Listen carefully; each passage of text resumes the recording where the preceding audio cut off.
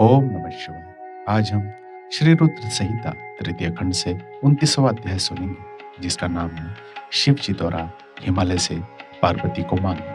तो चलिए आइए शुरू करते हैं। ब्रह्मा जी बोले, हे महामुनि नारद, भगवान शिव के वहां से अंतर्ध्यान हो जाने के उपरांत देवी पार्वती भी अपनी सखियों के साथ प्रसन्नता पूर्वक अपने पिता के घर की ओर चल दी।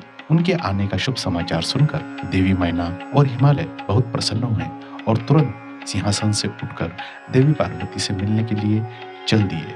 उनके सभी भाई भी उनकी जय जयकार करते हुए उनसे मिलने के लिए आगे चले गए। देवी पार्वती अपने नगर के निकट पहुंची। वहां उन्होंने अपने माता पिता और भाइयों को नगर के मुख्य द्वार पर अपना इंतजार करते हुए पाया।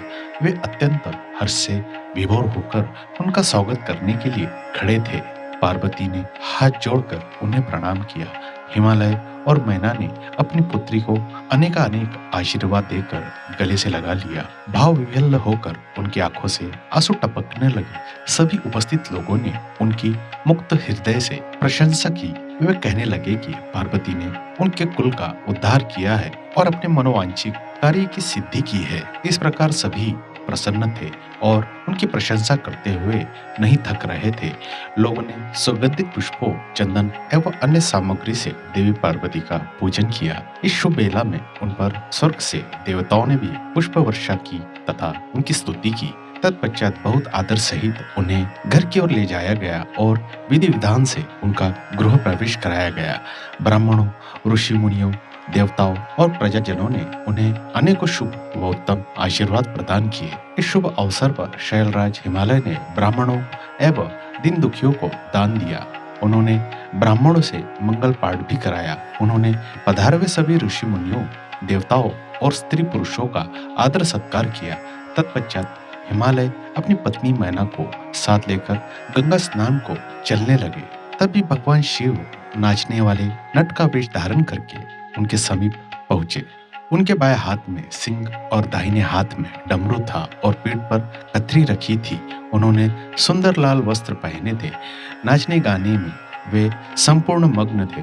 नट रूप धारण किए हुए शिव जी ने बहुत सुंदर नृत्य किया और अनेक प्रकार के गीत गा गाकर सभी का मन मोह लिया। नृत्य करते समय वे बीच बीच में शंख और डमरू भी बजा रहे थे और मनोरम लीलाएं कर रहे थे। उनकी इस प्रकार की मन को हरने वाली लीलाएं देखने के लिए पूरे नगर के स्त्री, पुरुष, बच्चे, बूढ़े वहां आ गए। नट रूपी भगवान शिव को नृत्य करते हुए देखकर और उनका गाना सुनकर सभी मंत्रमुग्ध हो गए। परंतु देवी पार्वती से भला यह कब तक छिपता। उन्होंने मन ही मन अपने प्रिय महादेव जी के साक्षात दर्शन कर लिए। शिव जी का रूप ही अलौकिक है। उन्होंने पूरे शरीर पर विभूत मल रखी थी तथा उनके शरीर पर त्रिशूल बना हुआ था। गले में हड्डियों की माला पहन रखी थी। उनका मुख सूर्य के तेज के समान शोभा पा रहा था। उनके गले में यज्ञोपवीत के समान नाग लटका हुआ था। त्रिलोकीनाथ भगवान शिव के इस सुंदर मनोहारी स्वरूप का हृदय में दर्शन कर लेने मात्र से ही देवी पार्वती हर्षातिरेक से बेहोश हो गई। वे जैसे उनके स्वप्न में कह रहे थे कि देवी अपना मनोवांछित वर मांगो। हृदय में विराजमान इस अनोखे स्वरूप को मन ही मन प्रणाम करके पार्वती ने कहा कि भगवान मेरे पति बन जाइए। तब देवेश्वर ने मुस्कुराते हुए तथास्तु कहा और उनके स्वप्न से अंतर्ध्यान हो गए।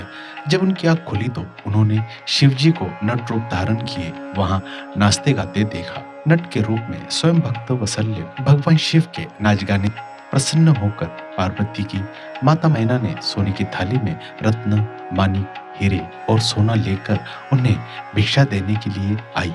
उनका ऐश्वर्य देखकर शिवजी बहुत प्रसन्न हुए, परंतु उन्होंने उन सुंदर रत्नों और आभूषणों को लेने से इनकार कर दिया। वे बोले, देवी भला मुझे रत्नों और आभूषणों से क्या लेना देना। यदि आप मुझे कुछ देना ही चाहती है तो अपनी कन्या का दान दे दीजिए। यह कहकर वे पुनः नृत्य करने लगे। उनकी बातें सुनकर देवी मैना क्रोध से उफन उठी। वे उन्हें उसी समय वहां से निकालना चाहती थी कि तभी गिरिराज हिमालय भी गंगा स्नान करके वापस लौट आए। जब उनकी पत्नी मैना ने उन्हें सभी बातें बताई तो वे भी जल्द से जल्द नट को वहां से निकालने को तैयार हो गए। उन्होंने अपने सेवकों को नट को बाहर निकालने की आज्ञा दी, परंतु यह असंभव था। वे साक्षात शिव भले ही नट का स्वरूप धारण किए हुए थे, परंतु उनका शरीर अद्भुत तेज से संपन्न था और वे परम तेजस्वी दिखाई दे रहे थे। उन्हें उठाकर निकाल फेंकना तो दूर की बात थी, उन्हें तो छूना भी कठिन था। तब उन्होंने मैना हिमालय को अनेक प्रकार की लीला रचकर दिखाई। नट ने तुरंत ही श्रीहरि विष्णु का रूप धारण कर लिया। उनके माथे पर किरीट, कानों में कुंडल और शरीर पर नीले वस्त्र अनोखी शोभा पा रहे थे। उनकी 4 भुजाएं थी। पूजा करते समय हिमालय और मैना ने जो पुष्पगंध एवं अन्य वस्तुएं अर्पित की थी, वे सभी उनके शरीर और मस्तक पर शोभा पा रही थी।